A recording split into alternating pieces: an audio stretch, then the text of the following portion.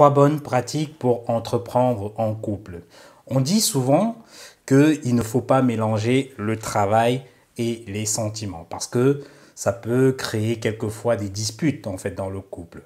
Parce qu'on n'arrive peut-être pas à trouver un équilibre entre la vie de travail et la vie à la maison. Or, la vérité, c'est que il y a vraiment de nombreuses entreprises qui prospèrent, qui marchent souvent grâce à un partenariat solide, à une collaboration solide entre un époux et une épouse. Donc dans cette vidéo, je vais t'enseigner les 3 choses à faire pour que la collaboration fonctionne parfaitement.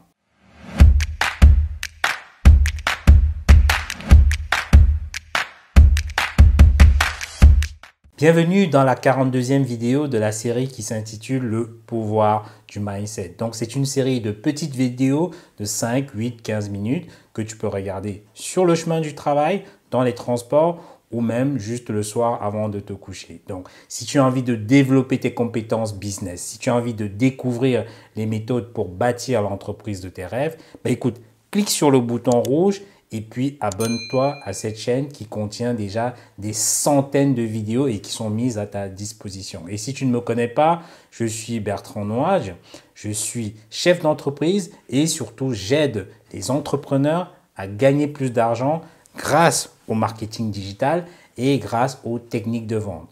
Parce que j'estime que la vente, c'est sans aucun doute la compétence la plus importante au sein d'une entreprise. Parce que tu peux avoir le meilleur produit au monde, mais si tu ne sais pas le vendre, forcément ton projet sera voué à l'échec. S'agissant justement des couples qui gèrent leur business ensemble, j'en ai côtoyé plusieurs et j'en côtoie encore beaucoup aujourd'hui. Et c'est-à-dire, c'est des personnes qui gèrent leur entreprise familiale ensemble, qui gèrent également leur vie familiale ensemble et qui surtout sont épanouis sur le plan, on va dire, professionnel et privé. Et pourquoi ça marche? Pourquoi est-ce que ça marche en fait?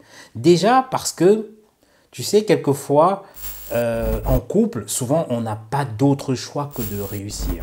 Imagine un peu 2 personnes qui n'ont plus aucune entrée d'argent, qui ont pour seule option que la réussite. À ce moment, tu vas voir qu'ils deviennent des warriors. Ils deviennent vraiment ils deviennent extrêmement performants parce que leur seule option, c'est de réussir. Autre chose, pourquoi aussi ça marche, c'est que généralement, c'est des personnes qui vont respecter ces 3 bonnes pratiques que je vais te citer tout à l'heure. Donc, la première bonne pratique que ces personnes respectent, c'est de se traiter comme des collègues de boulot. Oui, il faut que tu traites ton époux ou ton épouse comme un collègue de boulot. Il faut être le plus professionnel possible entre vous deux. Se traiter l'un et l'autre comme des employés en fait. Parce que si justement on mélange le sentiment, on mélange le travail, à un moment on a du mal un peu à voir les différentes limites. Également, il faut bien définir les postes de responsabilité de chacun.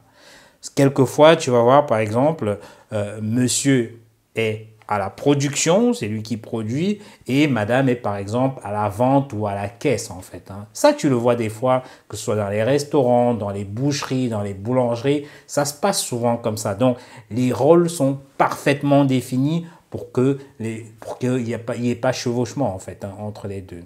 Et surtout, autre chose, c'est de se promettre de ne jamais s'insulter. Ça, c'est très important. Même si on n'est pas content, même si on est complètement fâché, il faut faire des reproches avec un certain respect, avec un certain tact, en fait. Donc, on va pas dire à son époux, à son épouse, bah, vas-y, dégage, je m'en fous, tout ça. Là, tu risques de foutre tout en l'air. Vous risquez de foutre tout en l'air parce que j'estime que justement, si vous me regardez, vous êtes peut-être en couple et c'est important pour vous de noter cela. Donc, la première chose à faire, c'est de se comporter comme des collègues quand on est au travail. La deuxième bonne pratique, c'est de laisser le travail au travail. Bon, peut-être c'est un pléonasme quand je dis ça. En tout cas, c'est lorsqu'on quitte le travail, on ne parle plus de travail. Dès que vous êtes à la maison, non, ça y est, c'est terminé. Il ne faut plus parler de travail. Parce que ça, c'est une discipline qu'il faudra adopter. C'est quelque chose qui ne se fait pas aussi facilement, mais si dès les premiers moments, tout a été mis en place, vous vous êtes entendu que voilà, dès qu'on traverse justement la porte de la maison, on ne parle plus travail, petit à petit, vous allez voir que ça va devenir quelque part une sorte d'habitude, une sorte de seconde nature. Cependant, si vous avez débuté, si vous avez lancé votre business à la maison, parce qu'il y a beaucoup de business qu'on commence d'abord à la maison, c'est plus tard quand on évolue que l'on prend un local ou voilà, et qu'on s'étend. Donc si vous travaillez à la maison, ce qui est très important à faire, c'est de délimiter un espace où il est interdit de parler business. Peut-être pas un seul espace, mais plusieurs espaces. On peut se dire par exemple que à la cuisine, on ne parle pas business. Quand on est dans la chambre, on ne parle pas business. Ou bien si c'est une maison où on peut avoir carrément une délimitation en deux, on se dira, bon, lorsqu'on est justement dans la partie du salon, la cuisine et tout le reste, on ne parle pas business. Mais lorsqu'on est dans l'autre partie de la maison, là, on peut commencer à parler business. Donc, il faut vraiment une vraie délimitation. Également, il est important de faire cette séparation vie privée, vie familiale. Sinon, vous allez vous rendre compte que votre vie va tourner autour de l'entreprise tout le temps. Et tous vos soucis de boulot, tous vos tracasseries de boulot vont vous suivre un peu partout. Et ça n'est pas vivable. Ça n'est pas vivable.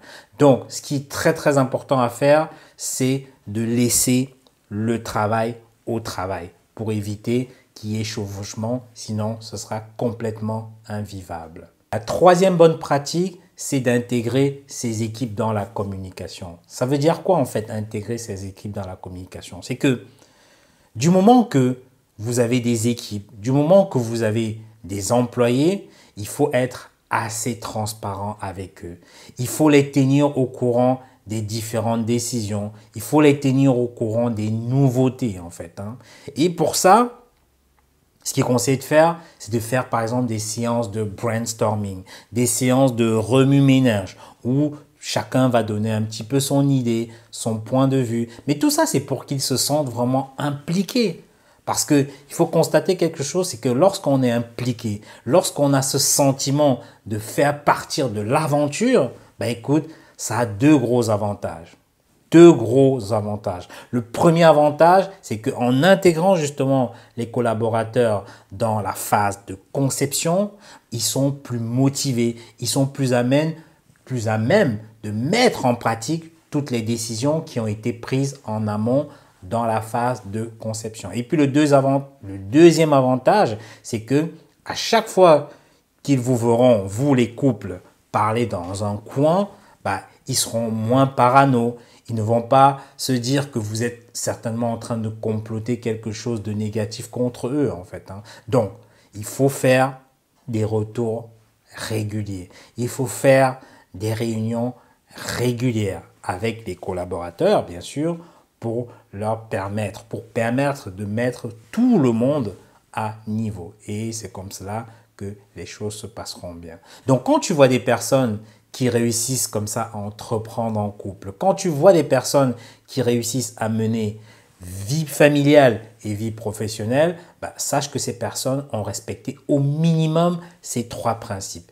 Bien évidemment, il y a d'autres principes un petit peu autour. D'ailleurs, n'hésite pas à me les proposer. Il y a d'autres choses certainement à respecter. Mais là, ce que je t'ai donné, ce sont vraiment des principes de base à respecter. Je les rappelle, le premier principe, c'est qu'on ne se traite pas comme des ennemis. On se traite plutôt comme des collègues au boulot.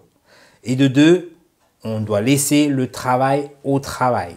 C'est-à-dire qu'il ne faut pas ramener le travail à la maison. Et puis le troisième principe, c'est qu'il faut intégrer ces équipes dans les prises de décision. Si tu as aimé la vidéo, écoute, like et puis partage cette vidéo avec tes proches qui pourraient être intéressés. Si tu as d'autres conseils à donner à ceux qui se lancent en couple, dis-moi juste en dessous dans les commentaires. Et si tu n'es pas encore abonné, clique sur le bouton rouge et puis abonne-toi. Mais surtout, active la cloche pour recevoir des notifications lorsqu'une nouvelle vidéo est mise en ligne. Parce qu'il faut remarquer que je mets 3 vidéos par semaine, les lundis, les mercredis et les vendredis. Donc tout ça pour t'aider à développer ton business. Écoute, je te dis à très bientôt, à la prochaine vidéo. Au revoir.